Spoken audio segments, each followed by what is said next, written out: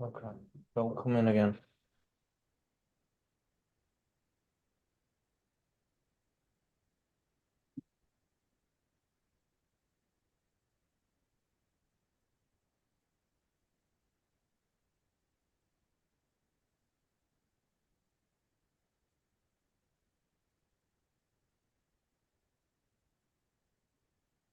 Hey Chris, how are you? I'm doing all right. I'm hitting the time of day right now where the exhaustion just hits me. Yeah. For healing just sucks up so much energy.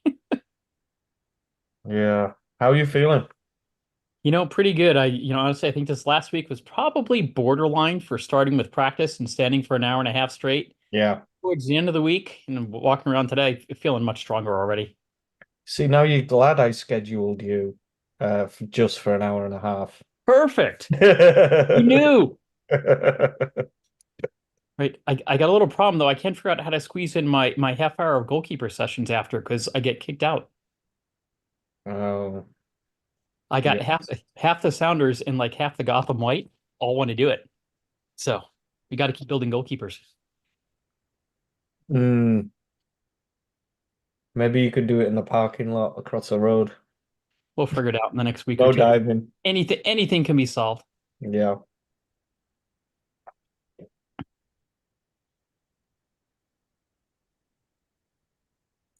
Photo So day went well. Chris, Everybody seemed happy at the end of the day. we only have um 100 people that can join the Zoom. So I'm gonna post the YouTube live link too. Sure. And I sent that out on email. And then if you could just like, I think it'd be, I think it's tough for those people to ask questions. That's the only problem. Couldn't Oh, really think of a solution on that. But I mean, apart from, they suppose they could email them to me and I can keep an eye on my email and read them yeah, out every half an hour, yeah, a minute or so. we'll see. We'll see how many come in. Yep.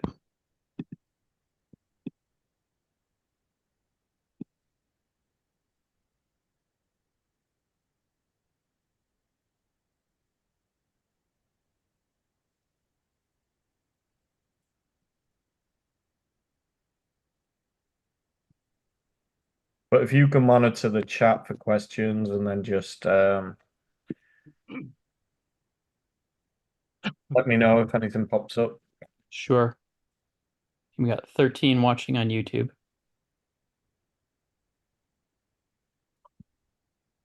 Oh, really? How do you see that? There's this gray stripe that showed up for me that says 14 watching now, started streaming 10 minutes ago.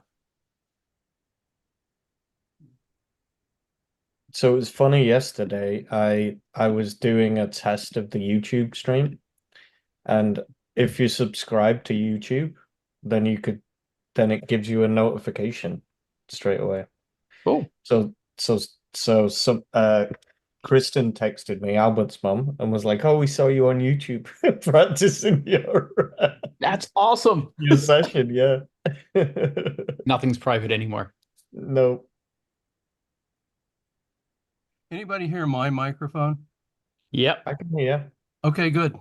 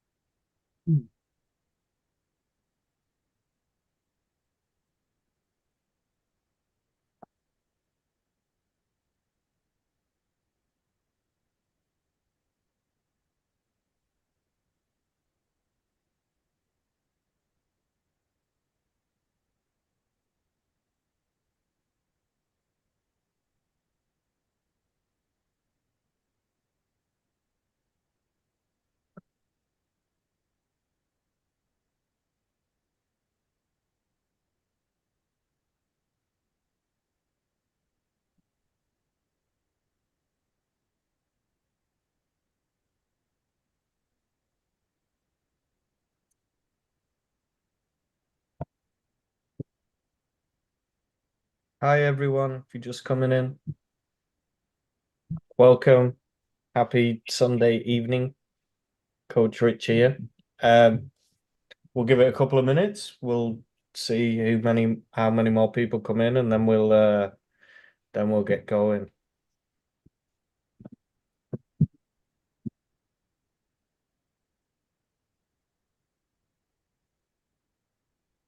It's been a long day. I'm on my coffee this late in the evening. It was a long day at Belmont Sports Complex today.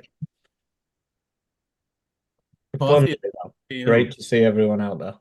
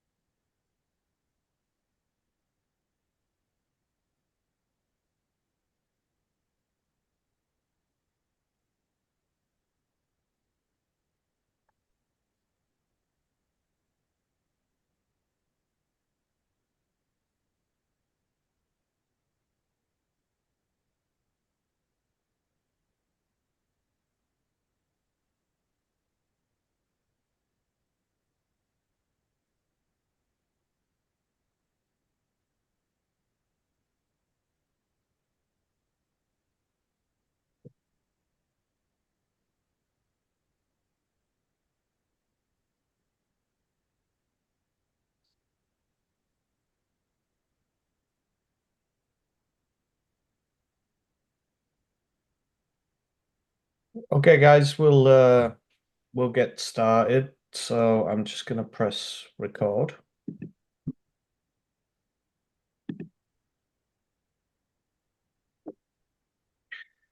So thanks for taking the time to join today. We're just gonna do a club update, and we're gonna talk about expectations for the season, club culture. We're gonna talk about scheduling. We're gonna talk about tournaments, league play, teaching, expectations for parents, players, coaches.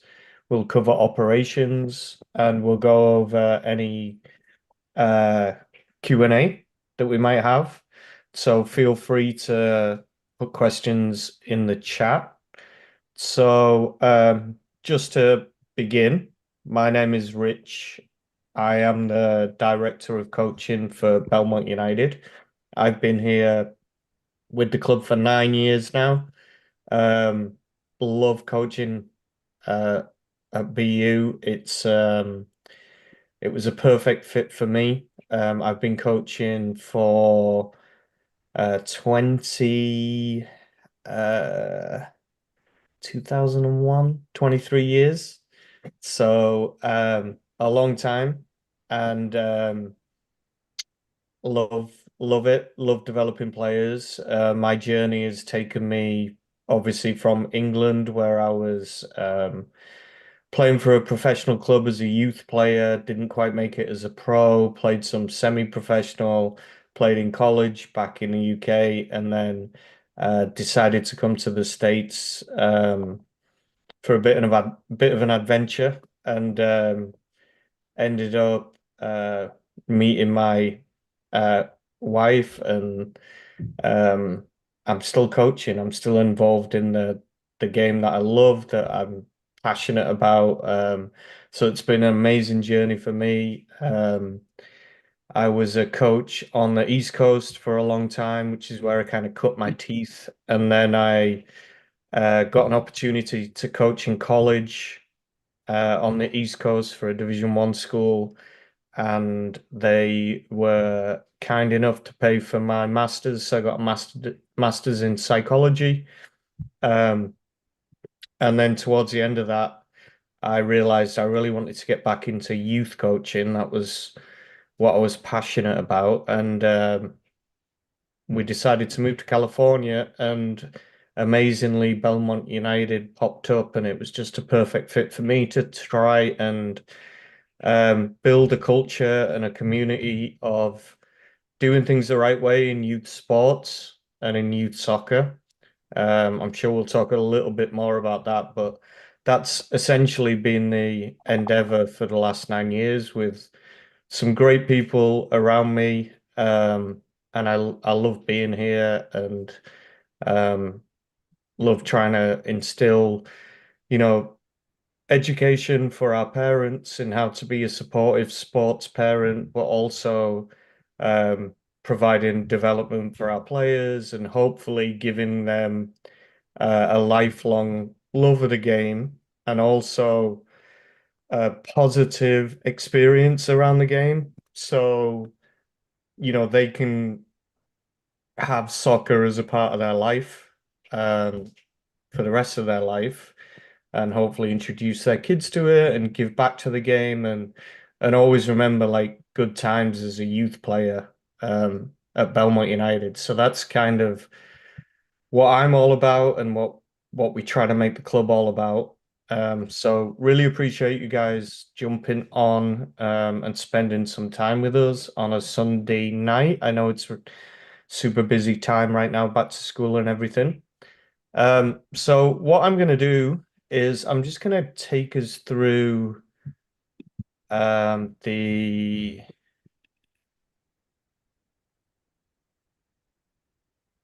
uh, our website actually.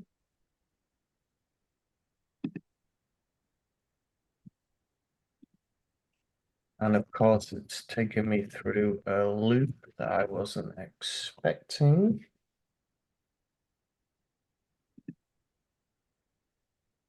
As I try to share my screen.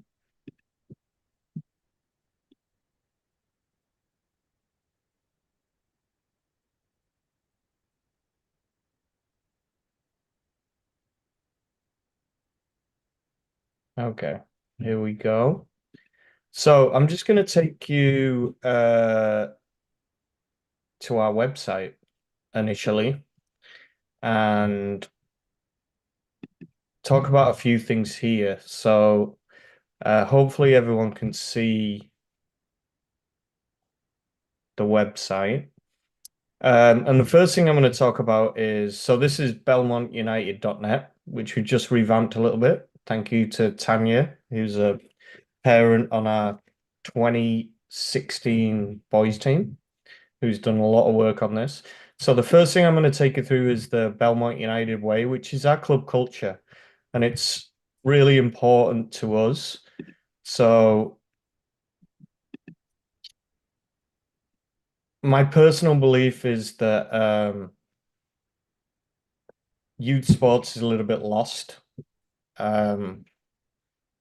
Kind of lost the values in youth sports. And when I first came here 9 or 10 years ago, I felt the same way. I don't think anything's got better. Um, it's maybe got worse. But what we tried to do was create this community in Belmont where we thought things were being done the right way. And that was really the Belmont United way. So it's the philosophy of the club, and it's something that we all try to encompass. So whether that's coaches, parents, players, um, we really try to espouse the Belmont United way. So there's a respect for the process. Um, we recognize that we want to develop players first. There is a respect for the community.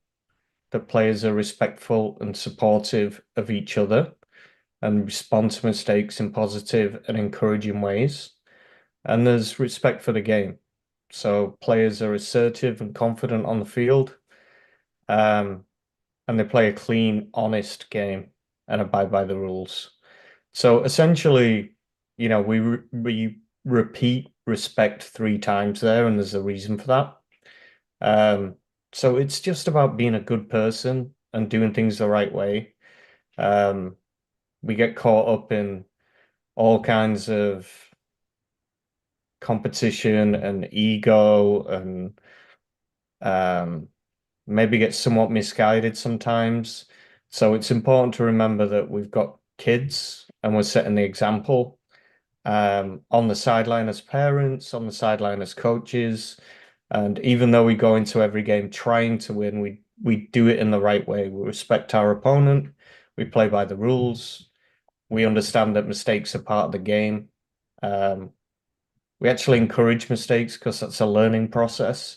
Remember, these kids are not professionals. When we go to the game as parents and coaches, it's really important that we don't go to the game with the same brain that watches pro sports, and also that we don't bring our kind of own experiences of youth sports to it. Um, it's okay to, if you pay your money, it's okay to question what professional players do, but these are kids, they're learning. They're going to get things wrong. That's part of the process. It's like we wouldn't go into a math class at school and berate them and tell them what to do and shout at them from the sideline and be unhappy if they got it wrong. We just educate them and try to help them. And that's exactly the same in soccer. So that's kind of how we want to be on the sideline as both parents and coaches, and give the kids an opportunity to grow and develop in a nurturing environment, a competitive environment for sure, of course, um, and that's part of it, but also understanding that, they're not professionals and we want them to have fun, and ultimately how much fun they have will dictate how long they play. Um, if they're not enjoying it, they will quit and they'll go do something else. And I think this is a great game for players to be around for the rest of their life, and it provides so many positives, whether that be athletics or teamwork. Um, so just keeping them around the game as long as we can is really our number one goal at the club. So just a little bit about the club. I mean, we're a community-run club. We have a lot of volunteers. So you can see from our contacts page that we have a board of directors that is mainly volunteers, um, that are part of our community, parents of the club.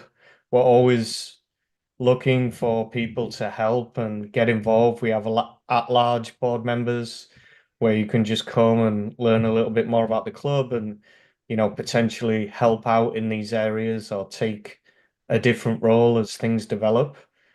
Then we have our kind of coach leadership, which is myself, the DOC, of Eric G, who's technical director of 7799 Boys, Rachel, who's TD, Technical Director 7v7 girls, and Ozhan, who's TD of 11v11. We have our operating committee, which is Chris. I know many of you will know him or at least know him by name, and he'll talk a little bit later. He's our DO, Director of Operations and Registrar, does an amazing job keeping on top of all the things that we have to deal with here at the club. And we have our referee assigner, we have our ref mentor. We're actually going to be looking for a new referee mentor. So if anybody is a referee and interested in helping out and educating and bringing through our young referees, we'd be really happy to hear from you. And we have Coach Jose, who's also our field manager. So those are kind of the main roles in the club. We also have, as we look down here on our about page, there's a handy link at the bottom for our fields. So you can see the main fields that we use, particularly in the fall. Our main fields are Belmont Sports Complex, Carmont High School, Crystal Springs Middle School, which is a school next to Ralston, Marlin Park, and Sandpiper. So those are our main turf fields that we will use in the fall. You know, obviously the geography of Belmont Redwood Shores is that it's not easy to get fields, and the population is rising. There's more and more kids. There's lots and lots of different sports. In the fall, soccer is a priority sport for the city, so we get a little bit more usage. So we tend to try to use the turf fields as much as possible. We have grass fields at Barrett. We have grass fields at Central, Cipriani, Fox, Nesbitt, and Ralston. Not in amazing shape, so we tend not to use them for practices in the fall. Maybe we'll use them for some games. We'll certainly utilize them in the spring. Not a bad thing to play on grass. Soccer was probably meant to be played on grass, but certainly for practices, turf is great. And we really focus on technical development, which I'll talk a little bit about as we go forward. So the turf is great for that. Sometimes we might not have quite as much space as we want, but our coaches are very experienced, and we can, you know, make sure that we get what we need from our practices. But it's you know, it can be slightly challenging. We obviously have AYSO that are part of the program for soccer here in the fall, so we share with them. We have fall ball, fall baseball, fall softball. So we're just trying to do our best, utilize the fields as best we can. Fields are not cheap, pay a lot for fields, whether that's paying through the city or private rentals. So yeah, it's a challenge. It's a constant challenge, but we try to work with the other sports groups, try to work with you know, the different stakeholders, whether that's private rentals like at Crystal Springs or whether that's rentals through the city, to give our kids the best opportunity to get out there and play. And you know, if we are sharing fields, we just try to be good neighbors and make it work for everybody.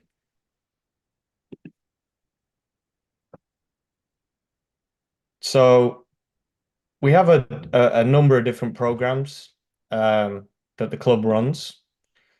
We have our junior academy, which is kind of our introduction to Belmont United for 5 to 10 year old players, which I'm really passionate about. I've been part of the whole 9 years that I'm here, and I really hands-on and I always coach in the academy. It's really where we introduce players, but almost as important is we introduce parents to the program. We have some after-school soccer for at Central Elementary for Central students only. We are looking at potentially expanding our after-school programs. We also have our summer camps, which we're running all summer. And then, of course, we have our teams. So this year, we have all our boys' teams, which you can see on the website. So our oldest team is our '06 boys Arsenal U19s, all the way down to our little U8s, Boca Juniors. You can see the coach, and you can see what size field they play on. So at the younger ages, U8, U9, U10, 7v7, U11, U12, 9v9, U13 and above, they play 11v11. So you can see all our boys teams there listed. And you can also see all our girls teams listed. Once again, U19 all the way down to U8, all our coaches there. And these are the additional programs that we have for our teams. So we have pickup soccer, which is on a Friday and this is for 7v7 and 9v9 teams. So this is a option of coming in on a Friday for an hour. You get 15, 20 minutes of technical training, and then you're into games. You play for 40, 45 minutes against players of a similar age, similar level, and it's just an opportunity to play and play freely, make some mistakes, have some fun, meet some other players from different teams. And this happens at Belmont Sports Complex, and it's from, well, I'll open the practice schedule in a moment and give you the exact breakdown, but it's from 5 to 6 or 6 to 7. Goalkeeper clinic, well, for our younger players, this happens alongside pickup soccer. And then we have a more advanced session on Tuesdays and Thursdays at Belmont Sports Complex. Coach Jesus does our advanced goalkeepers. Coach Rui does a great job with our introductory group. And I'll talk about the timings of this also. And then in the winter, we offer additional program for 6 weeks in January and February. Our fall season runs from now until kind of Thanksgiving. We tend to take December off, and then in January and February we run our optional winter season, which is an extra 6-week program for players to get touches on the ball, and then we come back in the spring for the team season, which is usually after ski week, right through to the end of the season. So if we have a look at the practice schedule now, so everybody is plugged into TeamSnap. So you're going to see your practices on TeamSnap, but this is kind of the master schedule. You should follow your TeamSnap schedule because things can change, but in general, this is how we go through and plan everybody's practices. So you can see our teams and our coaches for the fall on this page. You can see our notes and our key dates here. And you can see our fall schedule here. So you can go through the field here on the left, Belmont Sports Complex, Marlin Park, Sandpiper in Redwood Shores, Crystal Springs in Belmont. And then you can look for your team and see times here and how we schedule the practices. In the fall, we do deal with fading lights. So you can see here that there are some practice time changes. These don't occur at Belmont Sports Complex because we do have use of lights there. On the other fields, we don't. So you can see that there will be a slight change in practice times if your coach is coaching multiple practices. So your manager is aware of this and they will update this in TeamSnap. So you can follow that. Once we get to daylight savings time, in at the beginning of November, we'll have a slightly different schedule where most teams, unless you, for the most part, a lot of teams will move to under the lights at Belmont Sports Complex, unless you're in an early practice, in which case you might stay because we do get light until about 5:15. So just be aware for that, and plan accordingly, and we will get that schedule up as soon as possible so you can plan for that. We do know that it's very difficult. We do understand that the 4 o'clock practice can be a challenge. That's, something we hear about a lot. We do encourage carpooling. Um, we also understand you might not get there at 4 sometimes, and it might be 4:10, it might be 4:15. Coaches are aware of that too. We don't want to put pressure on you. But I've coached many teams that have started at 4 o'clock, some of the middle school teams, which I know is very challenging, and they do a really good job of getting down there. So there are ways of doing it. We know it's difficult. Um, just kind of do your best if you can chat with people and carpool or use the buses or um, do the very best you can. We do try to kind of put our younger teams at 4 o'clock, which again I know is difficult for parents with work and everything, but not so difficult with elementary school schedule. But it's not always possible. We've added this year, our 11v11 teams are practicing 3 times a week. So a lot of our coaches are coaching 3 practices in a day. If you look here, Coach Jose has Rangers 2010 at 4 o'clock. He has City 2011 at 5:30, and then he has Celtic 2010 from 7 to 8:30.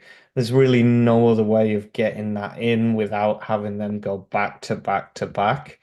Um, so, it's a challenge. So just be aware of that. We do our best. We're also flexible. If you absolutely cannot make your own practice, we will um, open up another option of going to another practice of a similar age group, similar level on a different day. And you can kind of communicate that through your coach, through your technical director, and ultimately through me if needed. So also to kind of cover um, some of our FAQs here. So we we are we form teams and we enter a league. The league is called NorCal. Um, and NorCal essentially arrange games and divisions for us. So we have no part in the scheduling. We have no part in forming divisions or who we play against. We just say, hey, NorCal, we've got 46 teams. We pick what we believe is an appropriate level for that team. So a level where they can be challenged, but also be successful. That is the ultimate aim. We would love for a season to finish 5-5, 4-6, 6-4, because that means our players are really being challenged and competitive. So we try to pick that, and we say based on our experience, we say, okay, can you place them in a division for this level? Not all of the clubs do that. Some clubs want to put their teams in lower levels so they can win more. Um, so it's not an exact science. So we'll form the teams, we'll place the players. We try to place players at what I say is the zone of optimal development. If anyone had that word in their rich bingo, you can check that off now. So zone of optimal development, it's not too easy, it's not too hard. It's just like being in a class at school. If it's too easy, you get lazy. If it's too hard, you lose confidence, you quit. So we need our kids in the zone of optimal development where they're being pushed, but it's not too easy and it's not too hard. So we're constantly trying to do that. We evaluate our players. Um, every season we get feedback from the coaches. Um, that's really where you want them to be. That's like well, it's the zone of optimal development. What else can you say? So,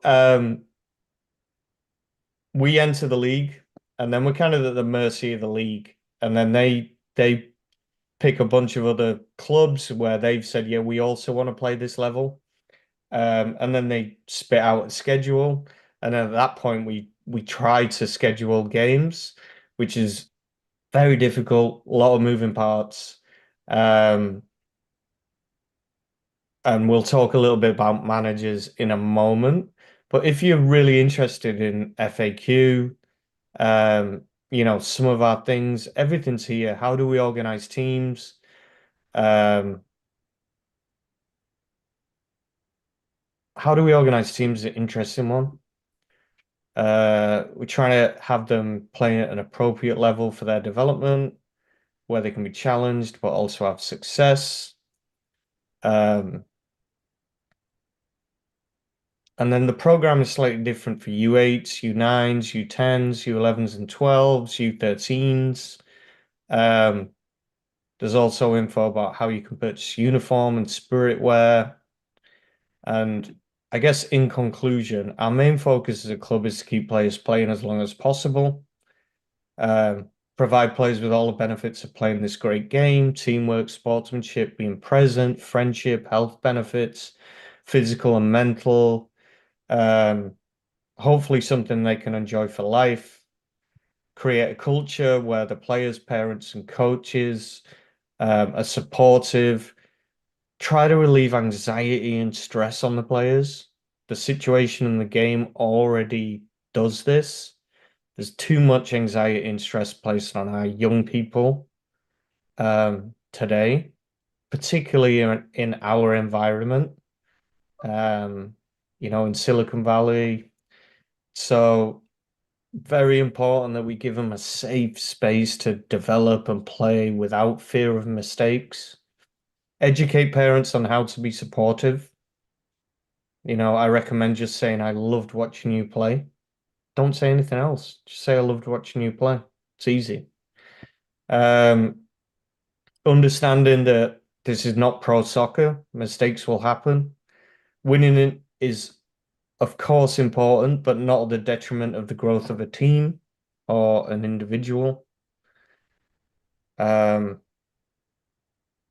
yeah, and just if in doubt, just keep reviewing the Belmont United Way because that really is um, what's important in youth sports, in my opinion.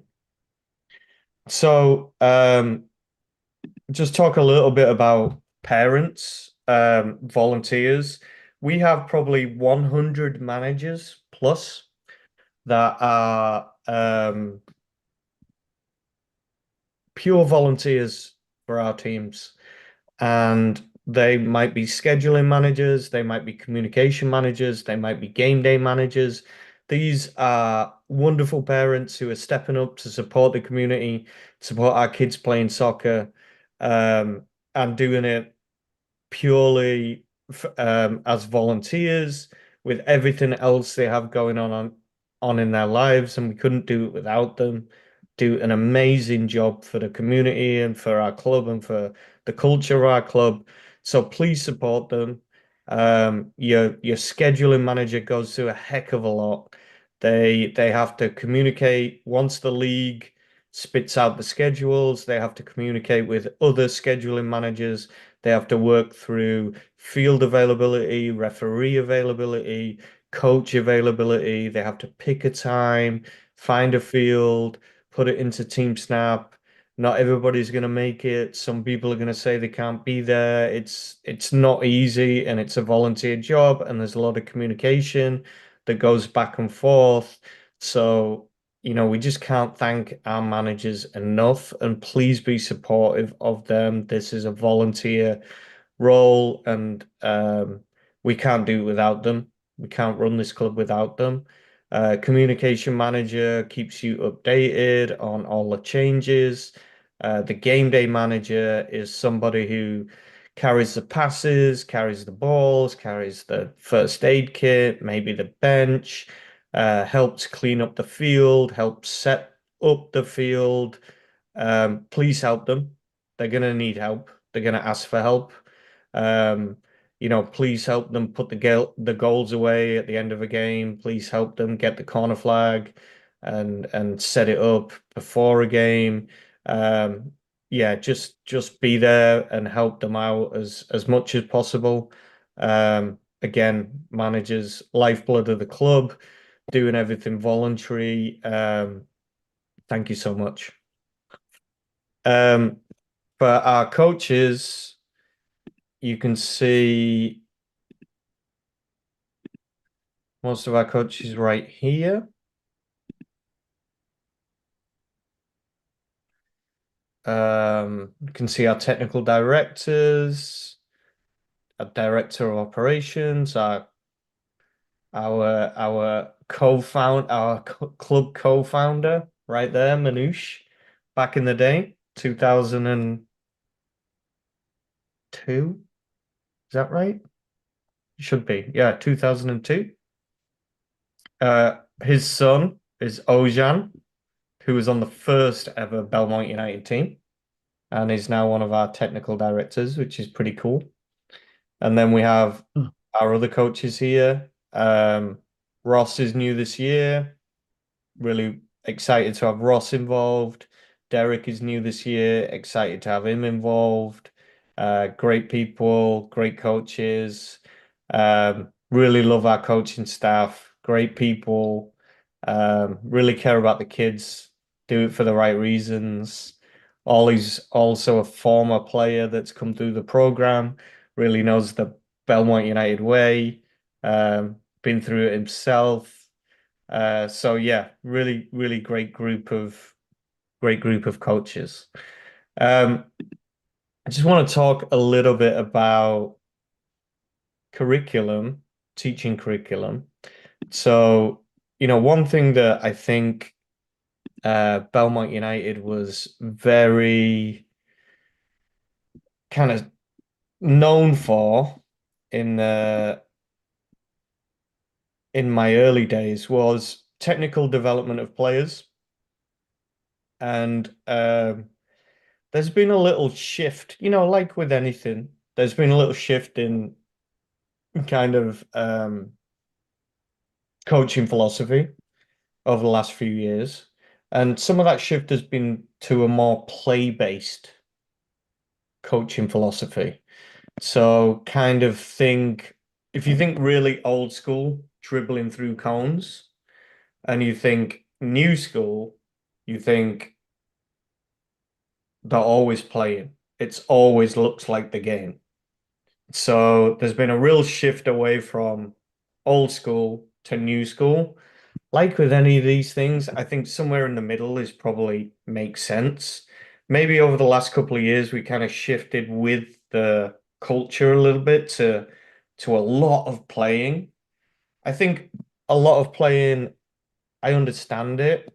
Um, particularly in soccer cultures, maybe where kids are playing and getting a lot of technical development away from practice. I don't think in the US we're necessarily getting that. It's not that kids are meeting up on street corners and playing soccer and playing 5, 6 hours a day and then going to practice. It certainly happens, but it's not as prevalent as it is in, say, South America or Europe. So I think what we've tried to do this summer is kind of make a reset and get back to technique and teaching and absolutely having a big element of play, but also teaching fundamentals and teaching skills. So if you have a look at kind of what we talked with our coaches about and what our coaches collaboratively with our technical directors and myself have kind of put together this year is our teaching curriculum. So what you'll kind of see as players go through is, yeah, that was right. Is what we're trying to teach at each age group. So what does our player look like? So what does a BU player look like at U19? So once they've been through the whole program. After developing through our program, players are technical, adaptable, intelligent, and competitive. So one of my favorite sayings, if you've ever been around me, is technique is freedom. So if you have good technique, you can deal with a soccer ball in a variety of ways. It really is the freedom to play in any position, in any team, anywhere in the world, and fit in.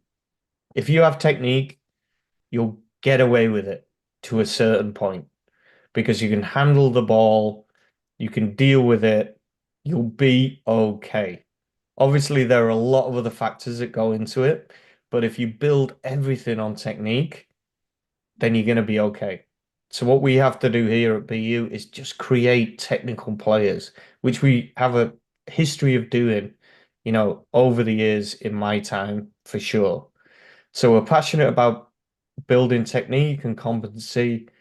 Competency technique refers to the quality of a movement and the way a skill is performed. A skill being your first touch, a turn, a pass, a shot, etc. Players are adaptable. We want them playing in different positions, experience different situations, different competition environments. Obviously, they're not always going to play at Belmont United. So, how are they going to be if they play in middle school? How are they going to play if they play in high school or beyond that? We need them to be prepared for that. Different coaches, different coaching styles. We want them to be intelligent. They can think for themselves. They can solve problems. We also want them to be competitive. We want them to love the competition, give their best effort for them, for their teammates. We want their teammates to be competitive in practice. We want practice to be competitive. We practice like we play. We also are happy to play against game opponents that are good and are strong and pushers because it makes us better.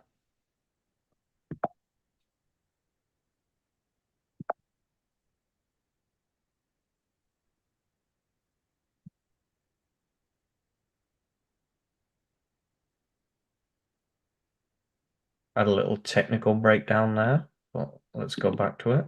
We'll figure it out. There we go. So, how do we build teams? By our older teams, we want our teams to be possession based. We want them to be able to go forward, find gaps. Penetrate is the term we use in soccer. We also want them to pressure, and we also want them to be aware about transition.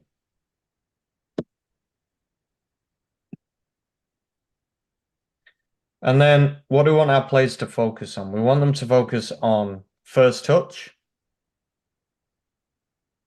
develop their ball manipulation skills, their little skills, that they do at the beginning of practices, their first touch to receive, their first touch to set up a pass, their first touch to shoot.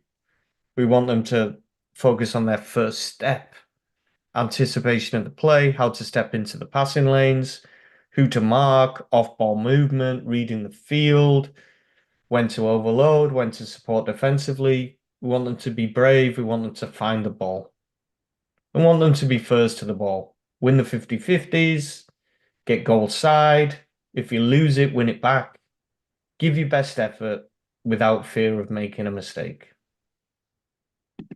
And then if we have a look at our teaching curriculum, I'm gonna Eric, are you on the call?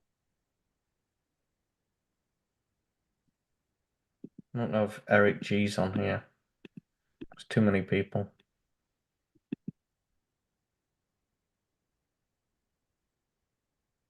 Don't see him.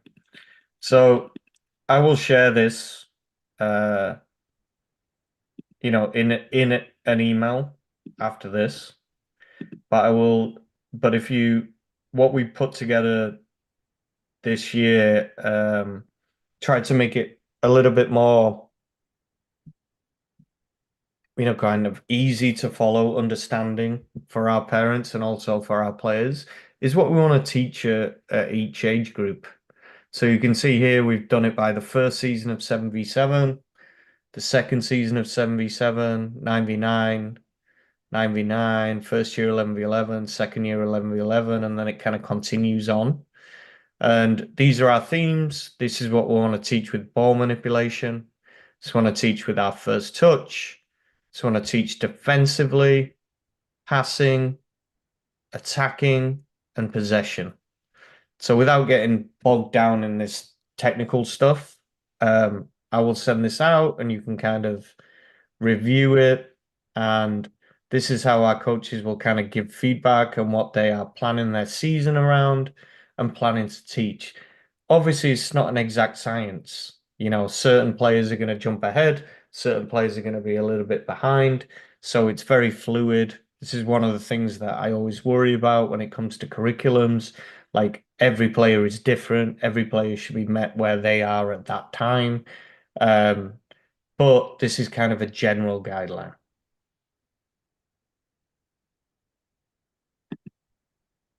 And then just to go into our parent expectations.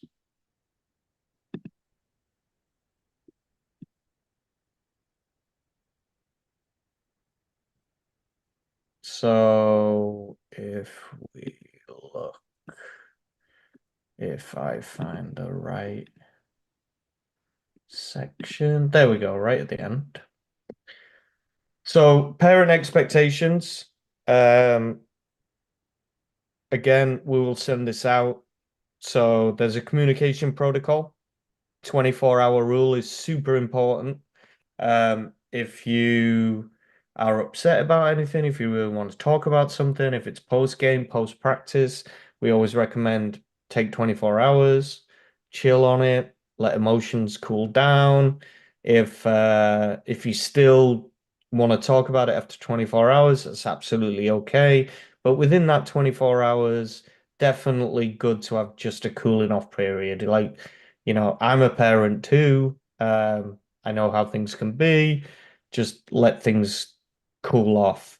Approaching a coach without, about something potentially difficult conversation at practice. Remember, that's the coach's office. They're thinking about things, they're planning their session. They might be frustrated, they might be happy, they might be busy, they might be stressed. You know, without prior kind of communication of setting up an appointment, um, you know, it might not go well. So just kind of plan if you need to talk to the coach about something. Don't just kind of blindside them. Um, there's your technical directors. Um, always reach out to your coach, copy your technical director at the same time. And then, if needs be, I'll get involved as well.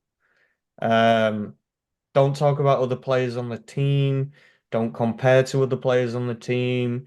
Everybody is in their own space, doing their own thing. Everybody's different. The only exception to that is obviously if there's inappropriate behavior towards a teammate. Um, Team Snap, very important tool that we use as a club. Please keep it updated with your availability. Only use yes or no, maybe doesn't really help us. Please, keep that up to date because it's important for coaches. Playing time. is generally equal, but determined by different factors. Um, Development is a key factor for any season. We focus on development. They might have a primary, secondary, or tertiary position. We want to push them out of their comfort zone. I only want to play defense, coach. No, you got to play something else.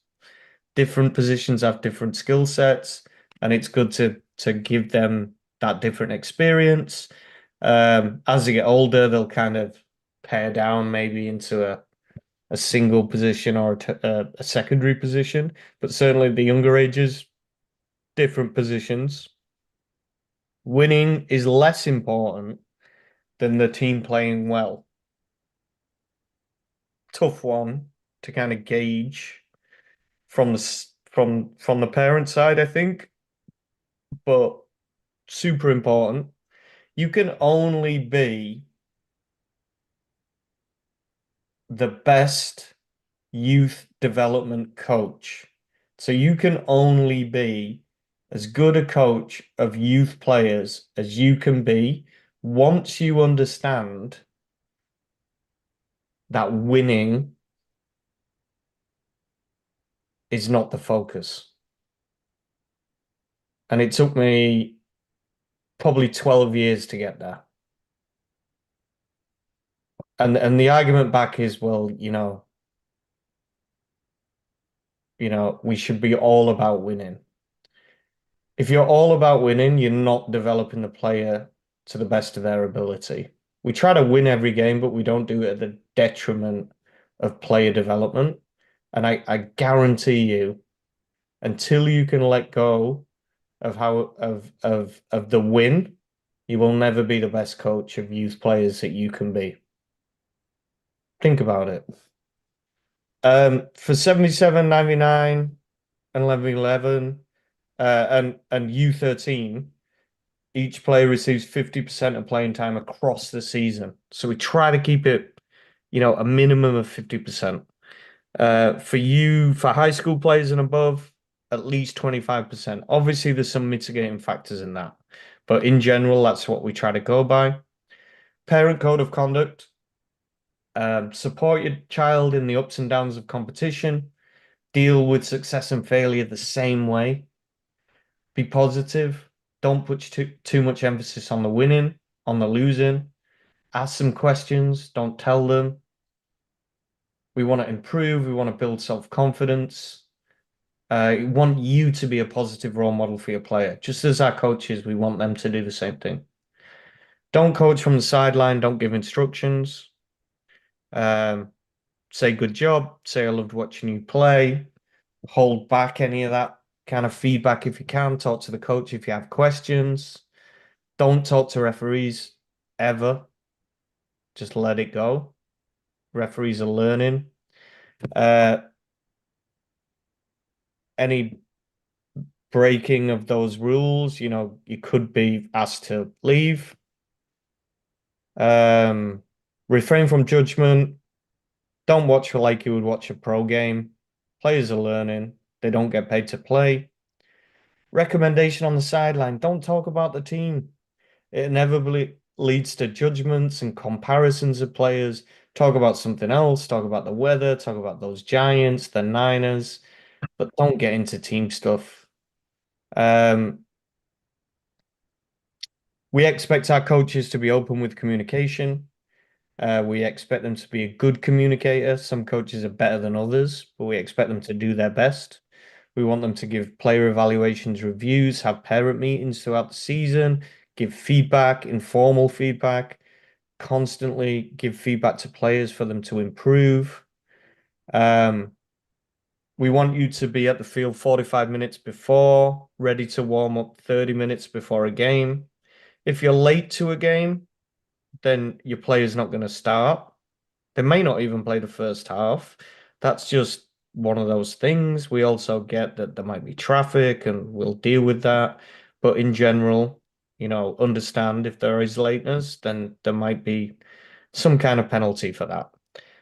No unhealthy snacks during games, no swearing or foul language. That's players and parents. Respect to the teammates, to their coach, to the game, to the referees, um, to their opponents. Um, Make sure you have the required equipment and enjoy the game, enjoy your teammates, enjoy competing. Okay, so I knew I would talk probably for an hour. I can't help it. It's 57 minutes. I'm going to hand over to Mr. Zaino, who is our operations director. Chris, any ops updates and things that I missed? Hi there. Sure. I've got my notes here. Let me take a look. Um, you all gotten plenty of emails from the club and from me recently. So we've tried to be proactive with a lot of communication. Let's see. Photo day went well today. Got lots of good feedback from both parents and from shooting stars. Glad so many could come out. If you left anything behind, let me know. Some lost and found stuff will make its way to me the next couple of days. Always does. Um, I brought 5 loaner jerseys for players to use in case they didn't have their uniforms yet. And those were used a bunch, so that's great. Um, I either got or know the whereabouts of 4 of them, so there is one missing. If you happen to have a loaner jersey from today, send me an email at busc.operations@gmail.com and I'll get that back from you. But thanks for those who did borrow them for turning them back in so that future times could use them. On the topic of uniforms, we understand fully it's taken more patience this year than most years. Just all the clubs that Soccer Post works with, everybody was on the higher end of their orders this year. And then Under Armour, it appears, in some pieces and some sizes, did a not great job of forecasting. Uh, Way back in May and June when people were first placing orders, some people were telling me, "Oh, I got my uniform in 2 days after I ordered it," which I wasn't expecting. I think a lot depends on what Soccer Post had in inventory and what they had to receive from Under Armour. Under Armour stuff usually all arrives by the end of June, and some of it is just arriving now. So I went and visited Soccer Post and talked to the manager this week. They are scrambling. As of that point, he thought they either had or everything they needed was coming in, other than shorts and a couple of the adult sizes. And those are supposed to be coming shortly, although I got another update now that maybe those aren't coming till November, which is completely unacceptable. And I got a phone call into our Under Armour rep to have a call with me on Monday to explain exactly where things stand, because that's just too far off. And we will deal with that. So, thank you for your patience. We know that getting that uniform is stressful because you want to be ready for the first game. We know that this tight timing makes it worse. So thank you for your patience. If by Wednesday or Thursday you need a uniform for a game this weekend and you don't have one, let your manager know, let me know, and I will look through our pile of loaners and see if we can get you covered. Okay. Let's see. We have, I'm going to post this here too. For those who are not familiar yet, I'm going to post this in the chat. We have the Belmont United Uniform Exchange. We hate for things to go to waste. We like things to be reused. So on this Google Sheet, which is open to everybody, you can post any items that you have in your possession that you don't need anymore, you've outgrown, you've got an extra, your child refuses to wear it, whether it's a uniform part, practice jersey, cleats, goalkeeper jerseys, things like that. Just post that up there. I've got a few things up there as well. And if you see anything that you could use, please reach out to that person. So we've had this for years now, and it gets a lot of use. Right now, beginning of the season, the list is relatively small, but soon people will start adding things, and you can look and hopefully grab some things for free. Scheduling is mostly done for teams, and managers should be getting all of your games onto your team snap. We've got a specific process that we follow that pushes our opponents to make decisions early on. So most of your games should be set. There are always a few exceptions. For just about all teams, your fall tournament is set. That should be on your team snap as well, at least as a placeholder. The specific game times won't be known until, unfortunately, 10 to 14 days before the tournament, but that's the way it goes. If you are new to club soccer and not familiar with tournaments, allocate the weekend for it. You won't be there the whole weekend, but it's a great time for the team to spend some time together. You'll most likely have a game Saturday morning, a game Saturday afternoon, a game Sunday morning, and depending on how things go, you may get a fourth game on Sunday afternoon. And you'll hear more about that from your manager and coach as you get closer. Let's see. Rich talked a little bit about manager roles, including game day managers. Just want to make sure that everybody understands that game day management involves all the parents on the team. The game day manager will bring the player passes, the match cards, and the medical forms. They might bring the bench and canopy themselves, or some teams allocate that out to other parents. And for the game itself, the game day manager will coordinate bringing the goals and the flags out and putting them back after the game, but they can't do all that themselves. And we don't want one person running around trying to do themselves. So please, before the game when you arrive and after the game, help out before you take off. So it's a team effort and it gets done that much quicker. Last thing, and if there's any questions, post them in the chat. I'm keeping an eye on it and I will try to answer them. At games, and I repeat this after Rich does because I'm a big, big advocate for this. I've been coaching here since 2008. Two things. The focus is development, not winning. Those two things are not opposed to each other. They go together in the long term. Please be patient, particularly if you're a younger team and not winning games yet. It will come. I've been coaching here since 2008, as I mentioned. My teams have never won their division in all that time, but they develop season after season, get better season after season, and every couple of seasons they move up a level. So the long-term process works. We don't want to cheat the players by focusing short-term. The other thing is coaching or directing your child, or worse, other parents' children from the sideline. Don't do it. Even if you're talking to one person, you are undermining the confidence of all the players on the team, and you are stealing your child's opportunity to learn from their decisions. Right? Making decisions with game pressure going on around them is one of the most important things that they learn. When they fail, you steal from them the opportunity to learn, and when you succeed, if you were talking to them, you've stolen from them the opportunity to know that that successful play was theirs because they just did what you told them to do. So give them the chance to learn, give them the chance to develop.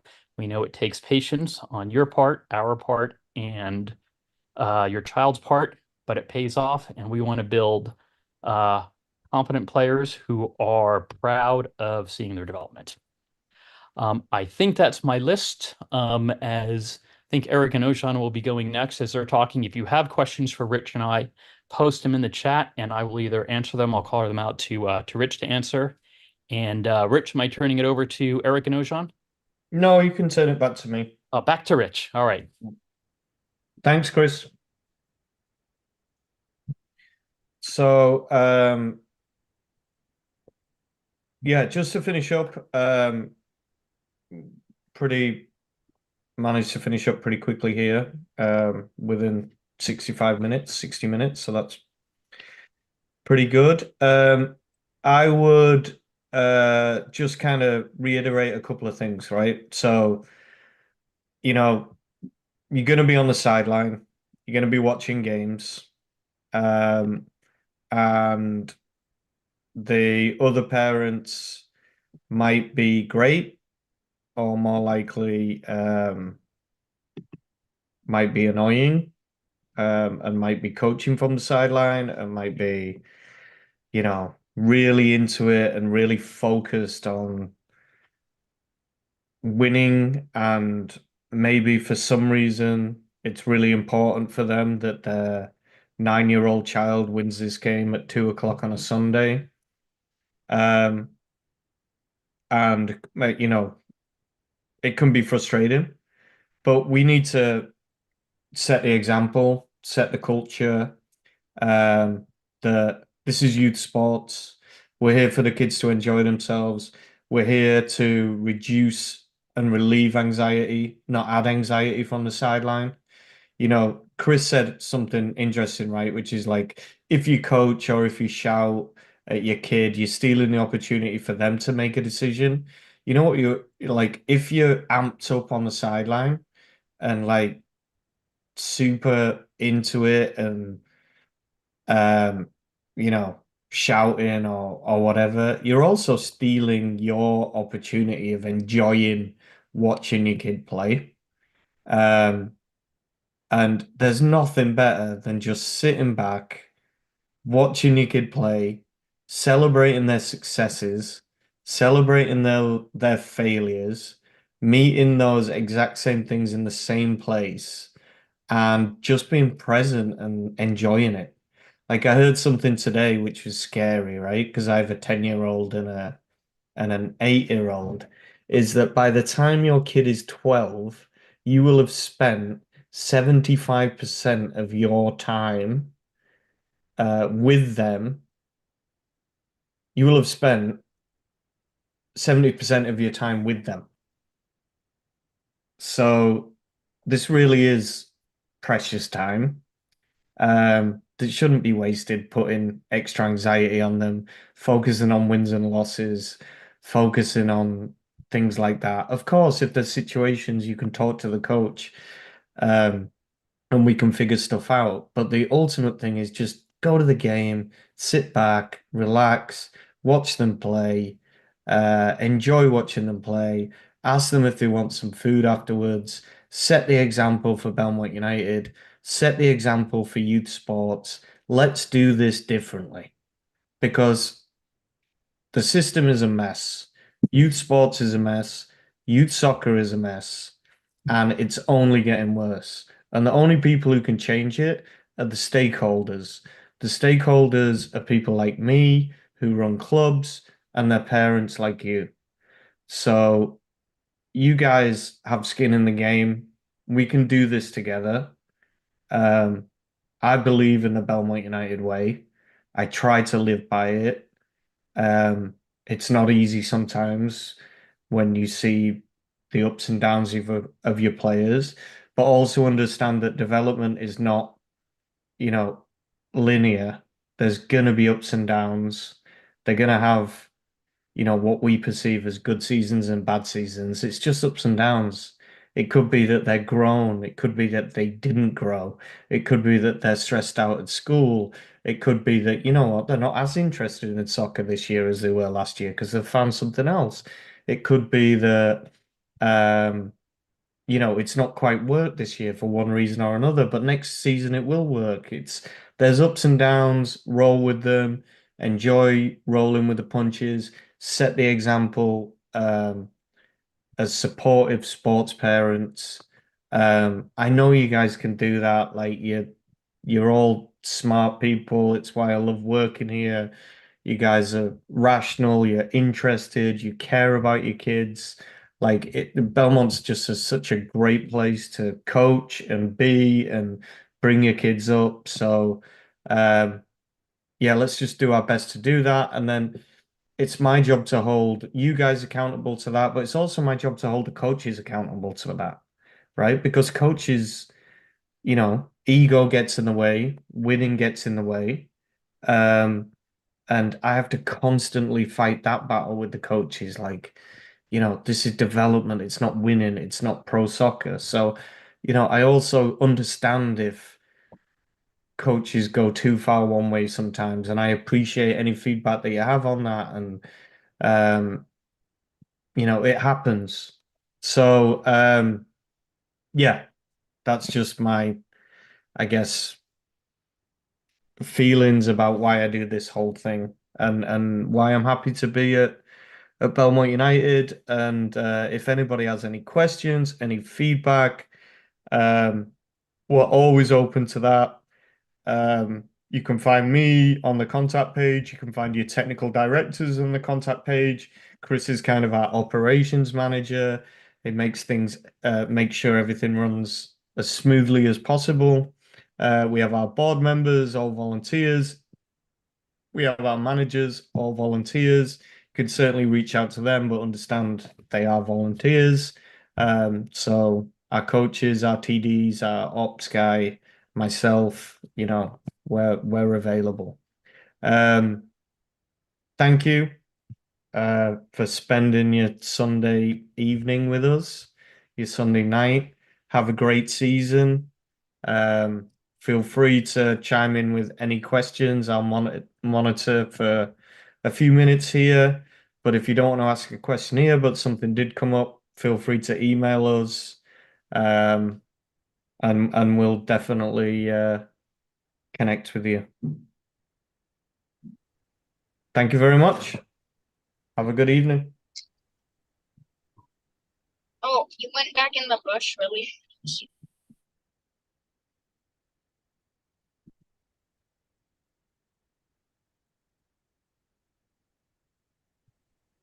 Hey guys, I just wanted to hop on and give a quick testimony that we've done the Belmont United Way for about 10 years. And my son's team just got graduated to the NBL League today. So thank you, Rich and Chris and everybody at Belmont United for the great journey and just testifying that they do a great job. Thank you so much, Belmont United. Cheers, Brendan. Legend.